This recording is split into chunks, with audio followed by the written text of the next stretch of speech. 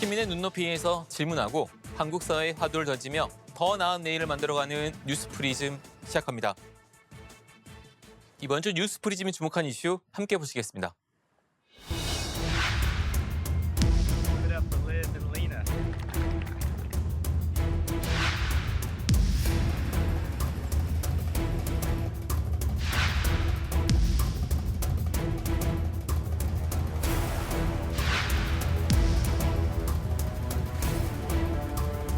That's equivalent to eliminating all greenhouse gas emissions from the entire current United States transportation sector for 4 years.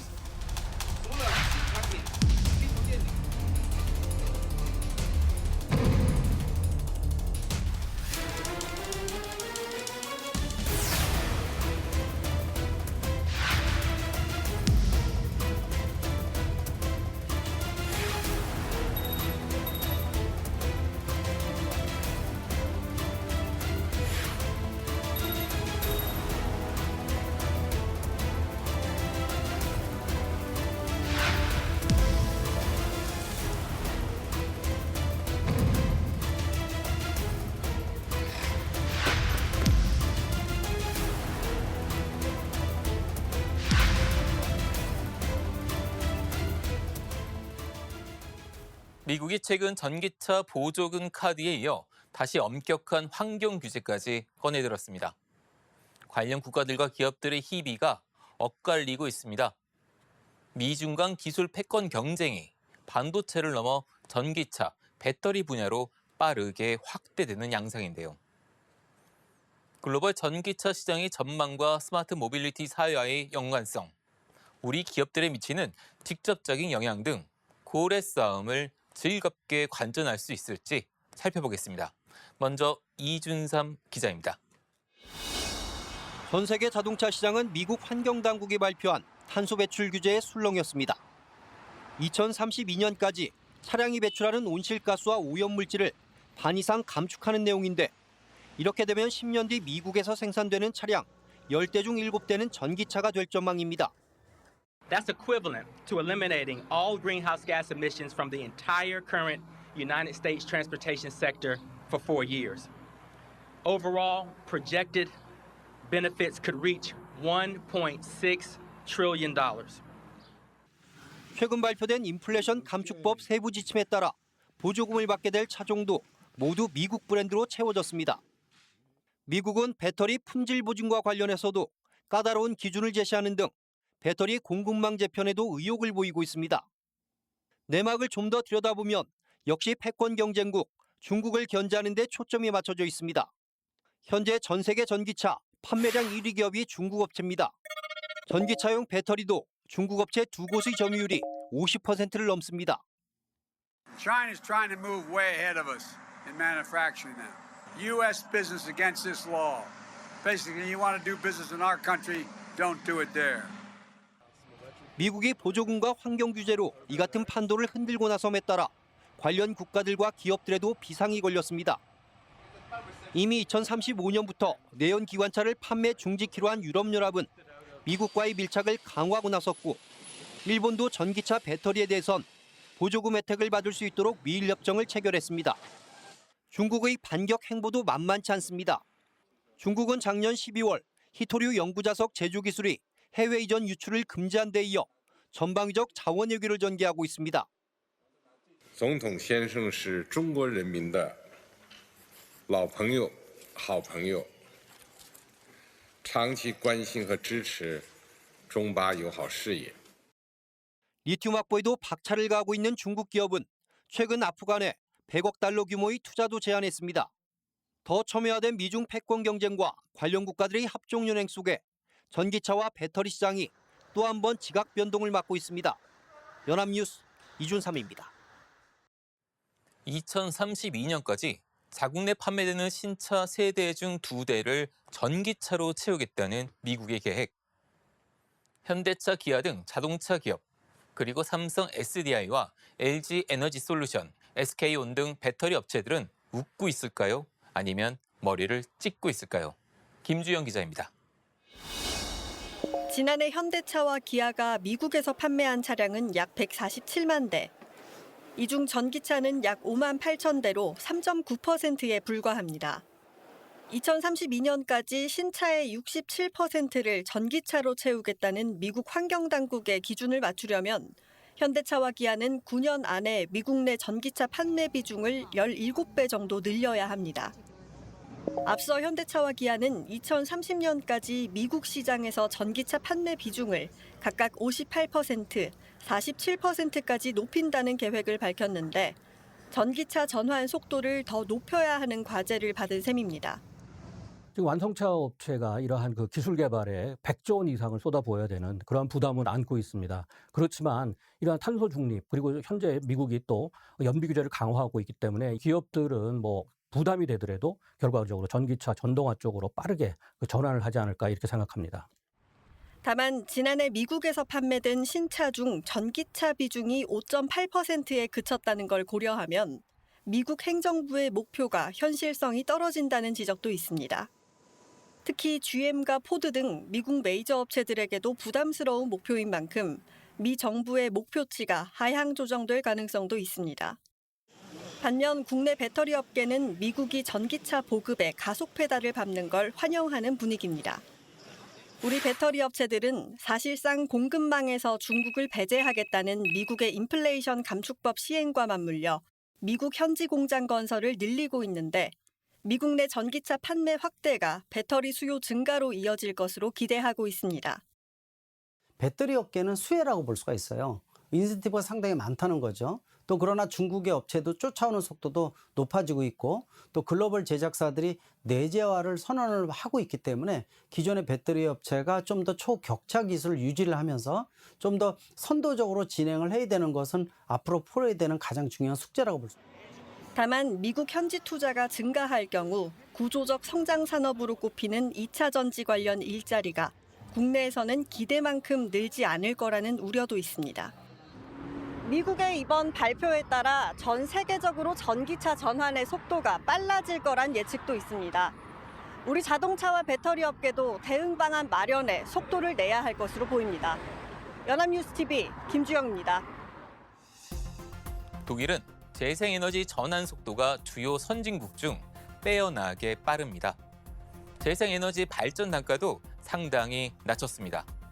그런데 자동차 강국이라는 칭호가 무색하게 전기차 생산과 보급 분야에서는 유독 경쟁국에 비해 걸음이 느립니다. 2010년대 중후반에는 폴크스바겐 등 독일의 주요 자동차 기업들이 배기가스 조작 사건인 이른바 디젤 게이트에 휘말렸습니다. 해당 기업이 이미지가 실추된 것을 넘어 독일 자동차 산업 전반에 활력을 떨어뜨렸습니다. 내연기관 자동차의 퇴출을 놓고 사회적으로 속도 조절을 한 측면도 있는데요.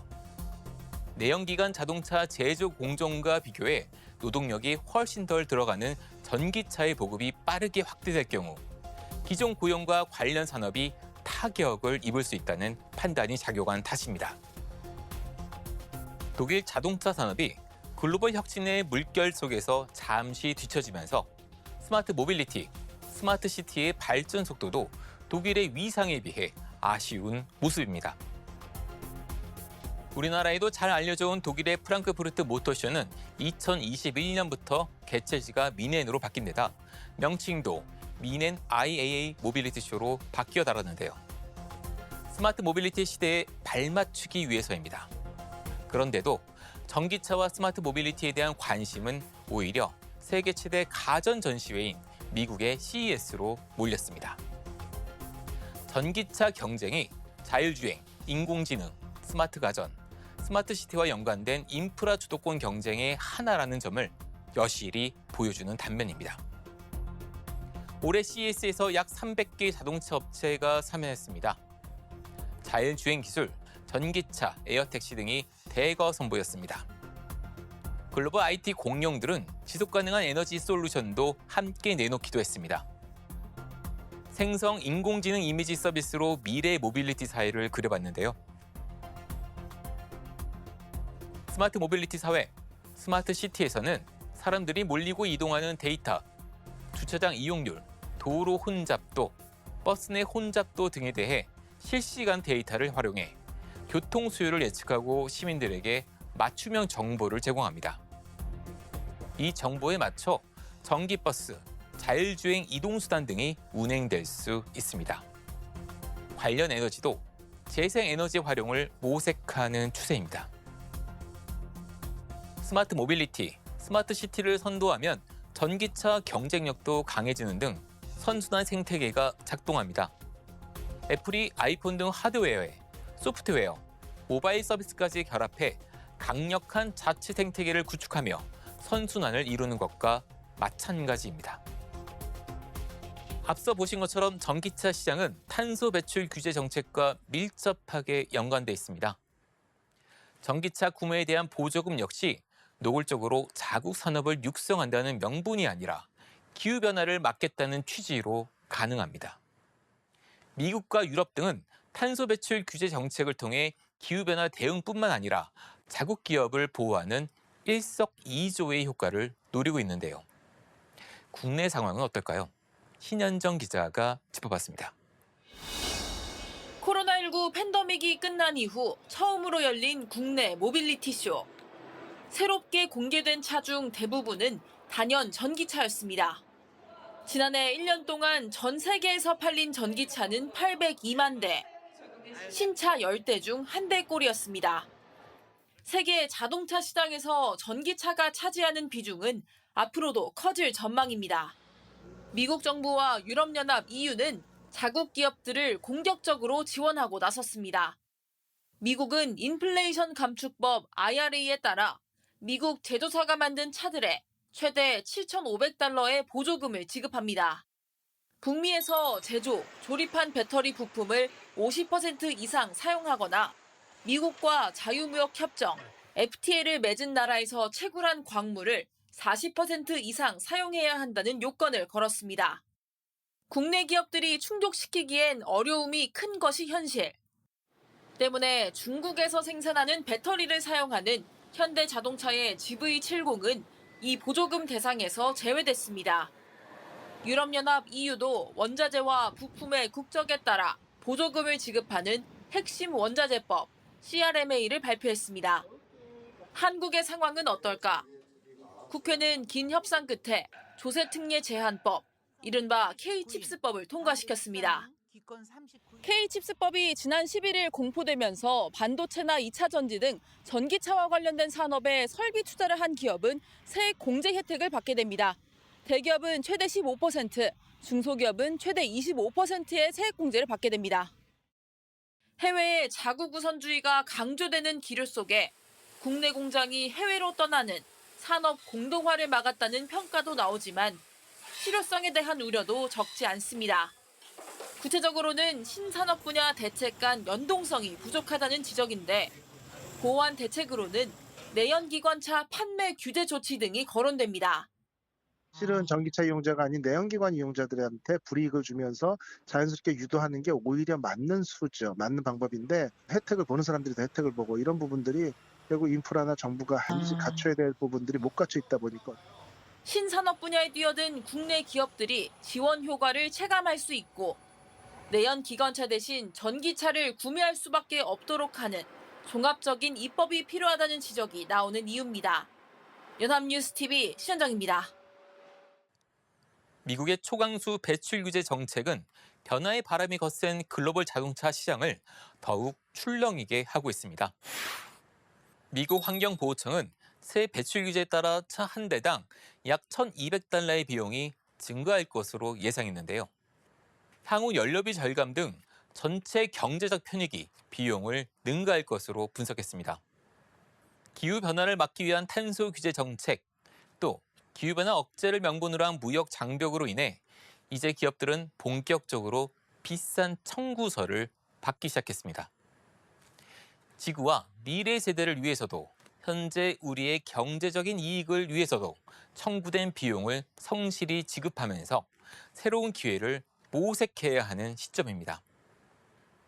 반도체 시장에 이어 전기차 공급망 시장에서도 벌어지는 미국과 중국의 패권 경쟁. 앞으로 더 많은 분야에서 경쟁이 치열해질 전망입니다. 우리의 실리적인 대응과 전략이 더욱 중요해진 상황인데요. 미래 사회로의 변화 움직임을 기민하게 잡아내고 빠르게 변화하지 않으면 고래 싸움에 새우등이 터질지도 모릅니다. 우리는 대형 고래들 사이에서 멋지고 유연하게 헤엄치는 돌고래가 될 수 있습니다. 이번 주 뉴스프리즘은 여기까지입니다. 시청해주신 여러분 고맙습니다.